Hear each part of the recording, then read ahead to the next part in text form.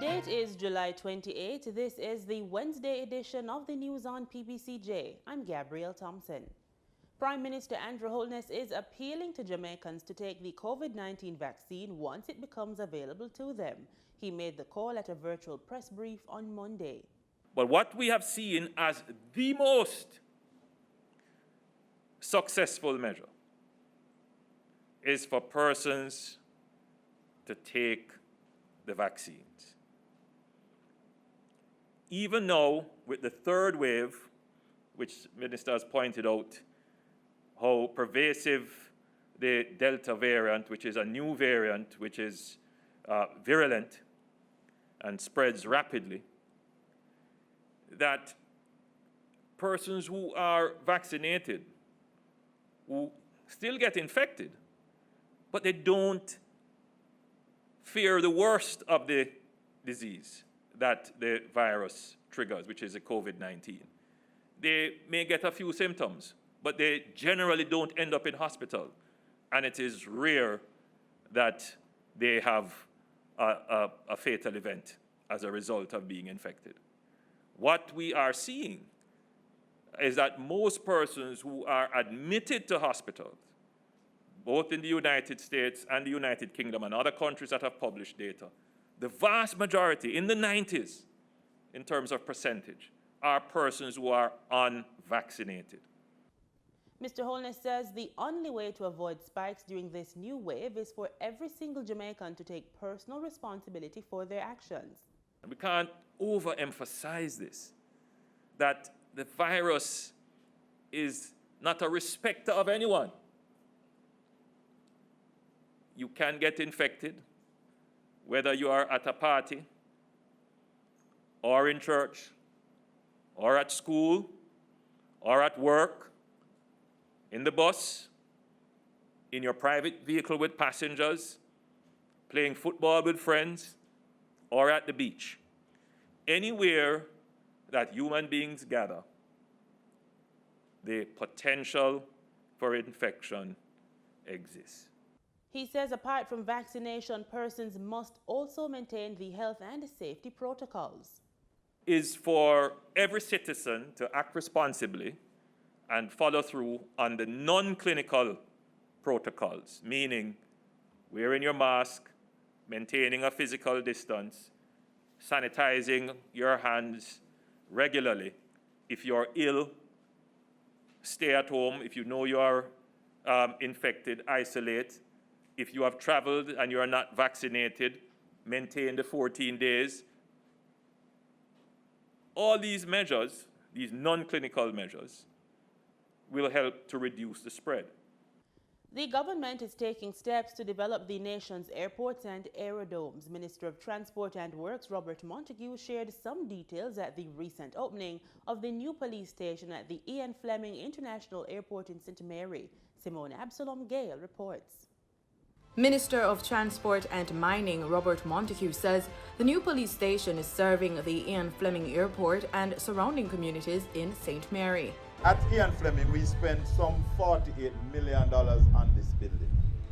And it is giving us 2,500 square feet of space, moving from 750 to 2,500 square feet for the hard-working men and women of the Jamaica Constabulary Force.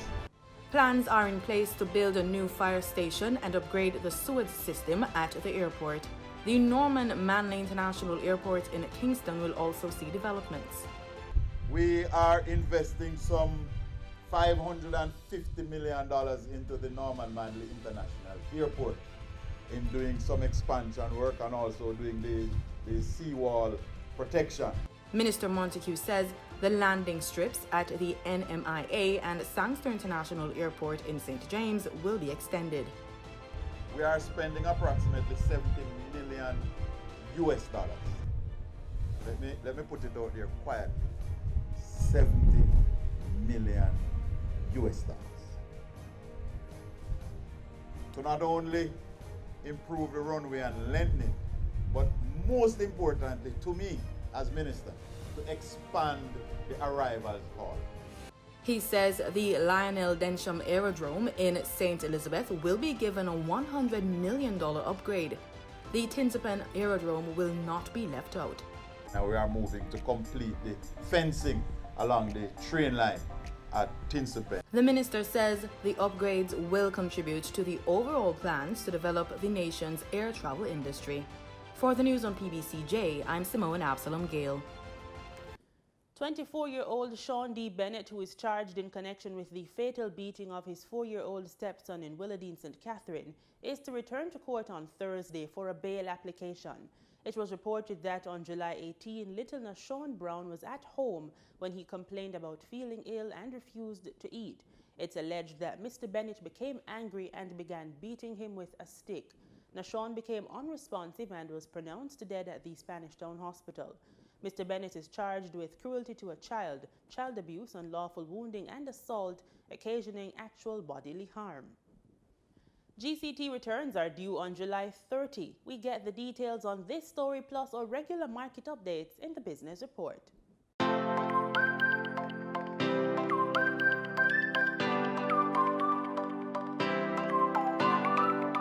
GST returns for the month of June are due on Friday, July 30. This is in keeping with the requirement for registered GST taxpayers to make their monthly GST returns and payments on the last working day of the month after the end of the taxable period.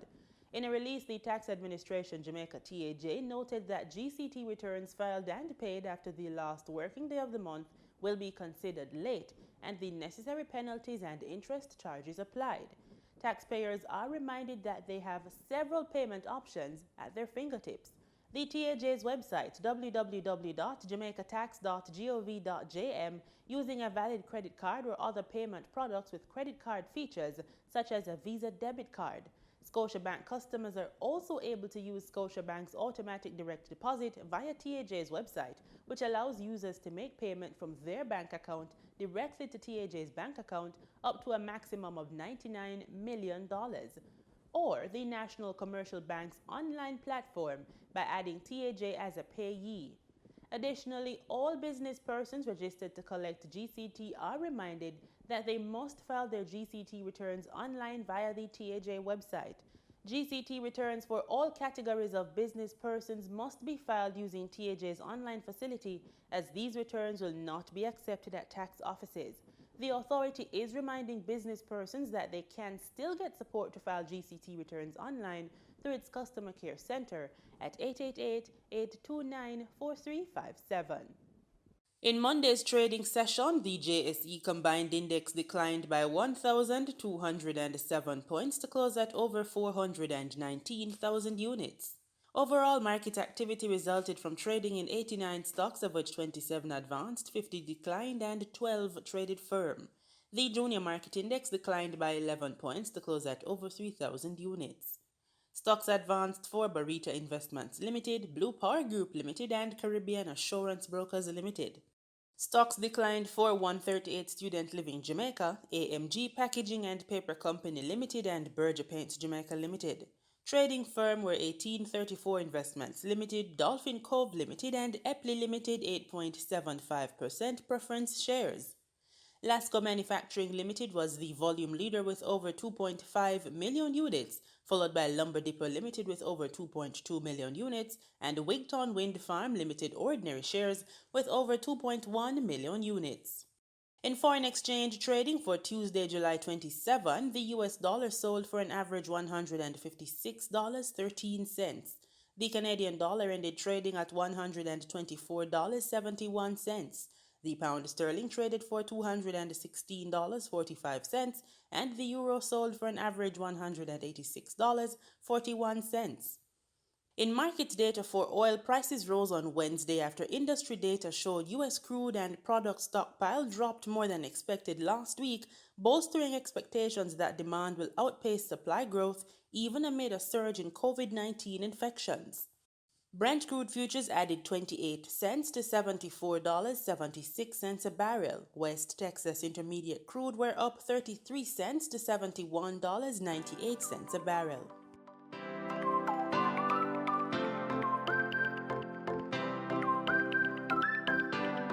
Did you know our teeth come in shades of white? In today's Living Healthy, Dr. Lawson Myers of Ligony Family Dental shares a few tips on how to achieve the shade of white you desire.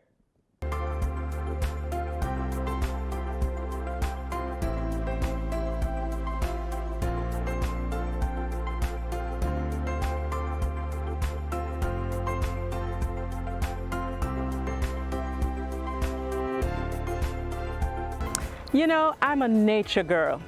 Don't get me wrong, you'll never find me in a tent outside sleeping in a sleeping bag in somebody's wilderness. But I love nature. Looking at the different textures and sizes and shapes and colors. It's so beautiful to see all the dynamics coming together. So too, we have a variation of color in our mouth. We have tooth color different from person to person, from front to back, from tooth to tooth, from section of one tooth to the section of another tooth. Colors all over. Yet still, we all desire to have white teeth. Tooth color varies like hair color. Your outer layer of your tooth is enamel. And if it's translucent and you can see through to the dentin, the teeth appear more creamy in color. If the outer layer is opaque and you can't see through, then those teeth appear more whitish in color. But like everything today, you can change it if you have a desire to. One of the best ways to do it though is slowly and over time, because the agent that you're going to use to change the tooth color is very strong, and so you want it to take its time moving from layer to layer to layer as it whitens or lightens the color of your teeth. There are some people who may elect to go into a dental office and have it done in one go. The challenge with that is your teeth may appear whiter when you leave, but the next morning, it's not going to look as white. You see, the process requires you to have a solution on your teeth with light shining on for a significant period of time.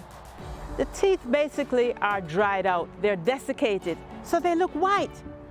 But after a good night's sleep and rehydration of those teeth, they're not as white as when you left that office. So if you are choosing to lighten the color of your teeth, slow and steady. But remember that tooth color really varies. So remember, Mother Nature has given us a beautiful array of colors, including the colors of our teeth. Listen, catch you next time. Facebook, YouTube, and our LFD website. See you next time on HD's Jazz.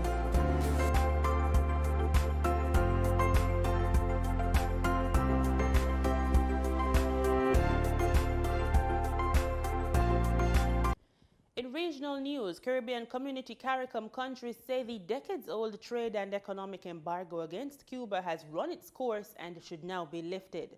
The regional bloc wrote a letter dated July 26 to United States President Joe Biden stating, quote, strong and mutually beneficial relations, end quote, have been developed between Cuba and the Caribbean countries over a 49-year period, and CARICOM regards Cuba and its people as allies. CARICOM chairman and Antigua and Barbuda Prime Minister Gaston Brown says that CARICOM has been and remains troubled by the circumstances in Cuba where there is a shortage of food, medicines, and other basic needs, quote, that results significantly from the long-standing U.S. trade embargo and the more recent punitive measures imposed by the previous U.S. administrations, end quote. He says the embargo, quote, has run its course. CARICOM sincerely believes that it should be lifted so that all the rights to which the Cuban state and its people are entitled can be respected and upheld, end quote. In St. Lucia, Phillip Pierre is to be sworn into office as Prime Minister on Wednesday following the St. Lucia Labour Party's landslide win in the 2021 general elections. HTS News Force has this exclusive report. I'm happy. I want to thank the people of Castries East, my constituency. They've stuck with me. This is the 6th time that I've been re-elected. I'm extremely pleased. I'm delighted. Sixth-term parliamentarian, Prime Minister-designate Phillip J. Pierre has expressed gratitude to the voting public who aided in the SLP's landslide win at the 2021 polls. Castries East constituents propelled Pierre to victory with 1,877 votes. Pierre, speaking exclusively to News Force on camera on Tuesday, following the SLP's thunderous victory at the polls, says his eyes are trained on stabilizing the economy.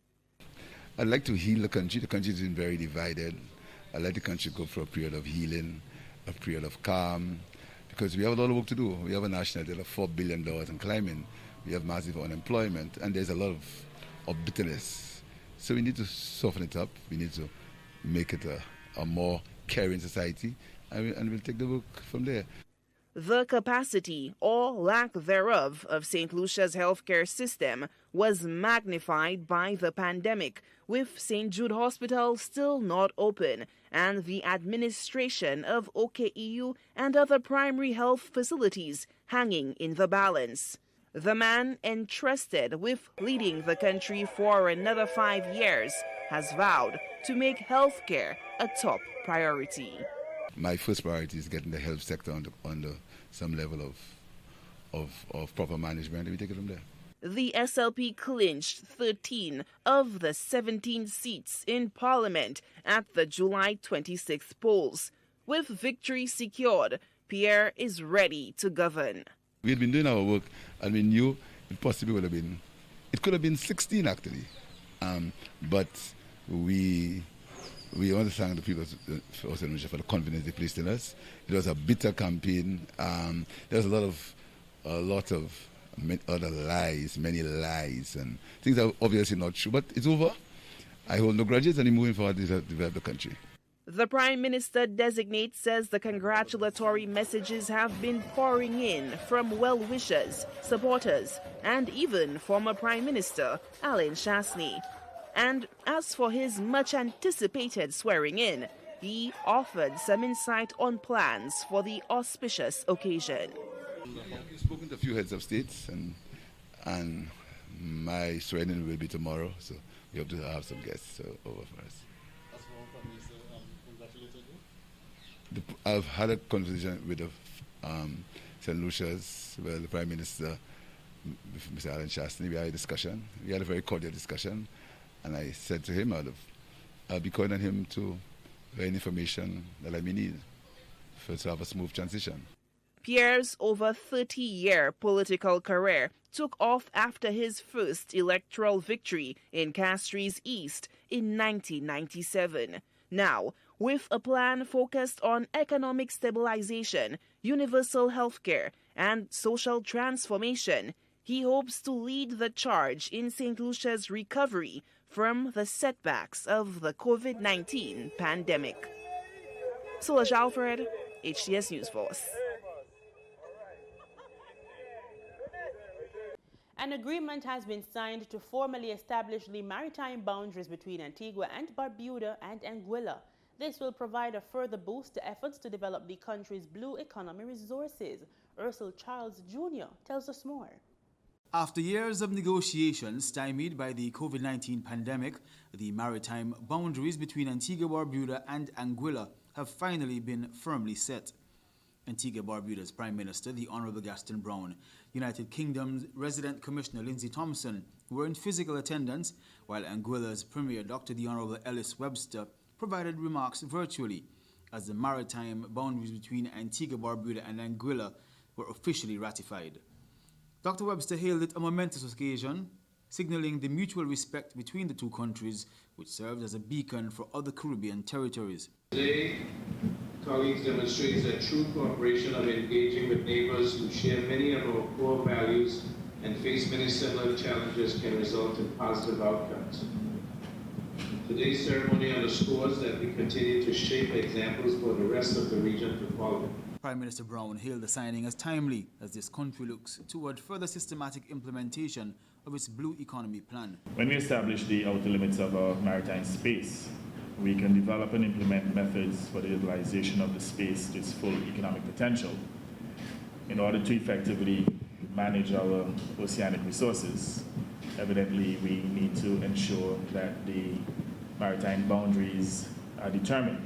Today's agreement follows the arrangements with the French government establishing boundaries with Guadeloupe, Martinique, and Saint Bartholomew. Next on the agenda, however, Prime Minister Brown has expressed his hope for imminent negotiation with the UK government on limiting boundaries between this country and Montserrat and St. Kitts and Nevis. I think it's important that we get that done as soon as possible.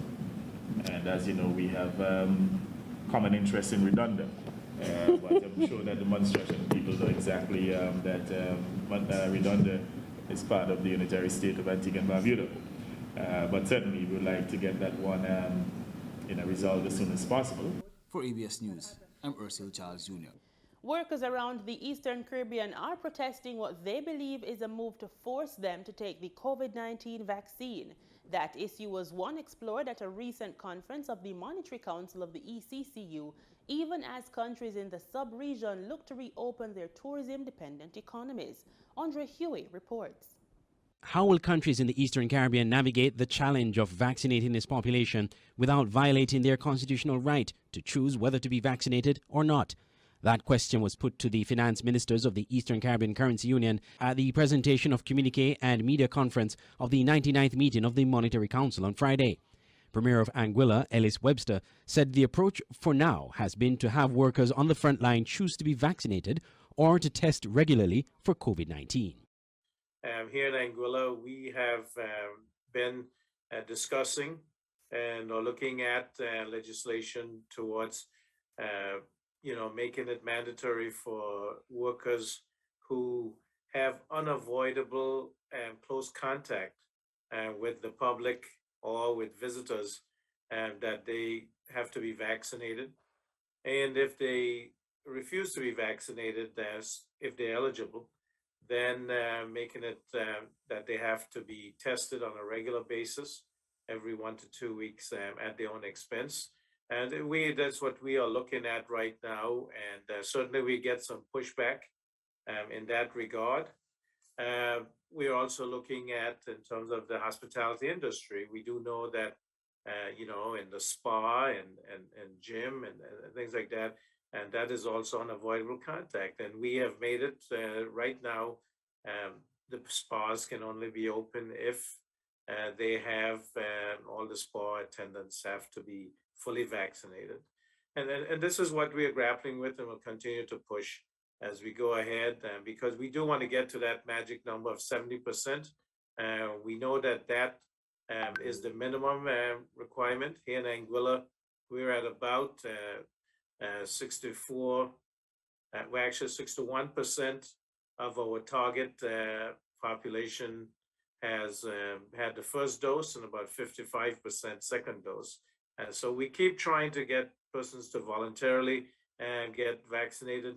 And we feel that it's, as the Prime Minister said, the only way we can get to where we can safely open the economy is we have to have the level of vaccination that gives our people that assurance that we can decrease the chance of infection, transmission, and severe illness and death. Several workers across the Eastern Caribbean have taken umbrage to the policy of mandatory vaccination or regular testing, claiming this violates their right to choose.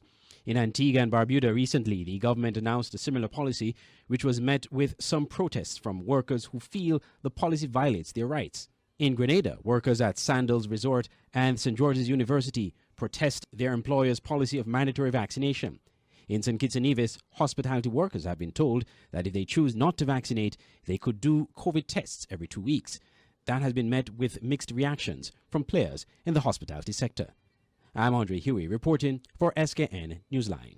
In sports, we look to tennis. The postponed Errol Campbell Easter Tennis Camp for kids of the Greater August Town and its environs was successfully staged at the UA Tennis Court recently. Carol Francis has that report.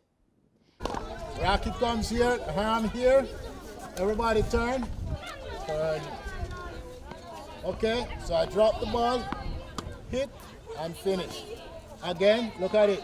Drop, hit, and finish. Again, drop, hit, finish. Again, drop, hit, finish. Okay. Over 50 children participated in the camp hosted by former tennis player and captain of the Jamaica Davis Cup team, Errol Campbell. He was assisted by former national player David Sanguinetti. It is indeed a great pleasure for me to come here again yet another day to run a tournament, and today, like all the other days, was a fantastic event. The children competed hard, they played well, particularly the team event, because some of them were playing a competition for the first time, and it's not easy to follow the rules. They followed the rules and they played, and we had a fantastic event going on up there on that court, and we didn't have enough time to play some of the other events, so perhaps next year. I wish all of you the best. Congratulations to the ones who made it into high school. Hope you will continue to groom and grow. Mr. Campbell spoke passionately of his motivation for the camp. These courts mean a lot to me. This is where my career started. This is where I played tennis with the students and with Professor Mervyn Morris. And this is where I learned the skill that actually lifted me out of poverty. From here, I went on to play for Jamaica, captain the Commonwealth Caribbean Davis Cup team. Spent 30 years at Midtown Tennis Club. And I wanted to come home after my career in the United States and start a tennis clinic in Jamaica, hoping we would find another Errol Campbell, Peter Campbell, or Noel Rutherford. We've been in here over a decade. We have yet to find that one we're looking for, but we're still going at it. This year was a successful one. We cut the age group down from 16 to 14, and it's a much manageable group. So this week was an exciting week for us. We identify a lot more talent. It's here, but to get them to apply themselves and put their hard work in, it's not easy, but we are trying. And as I said, Augustown is my village. It is where I came from, and tennis is my way of giving back to my community. The basics and rudiments of the game were taught by the likes of former Jamaican champions Peter Campbell and Noel Rutherford. The camp is also seen as a way to curtail crime in the area by providing a recreational outlet for at-risk youths. Well, learn how to, when you're eating, eat with more speed and power, and be more consistent in the game and more focused. The children were also the beneficiaries of tennis sneakers and back-to-school supplies. For the news on PBCJ, I'm Carol Francis. And that's our package. On behalf of our production team, we tell you thanks as always for making it PBCJ and wish you pleasant viewing.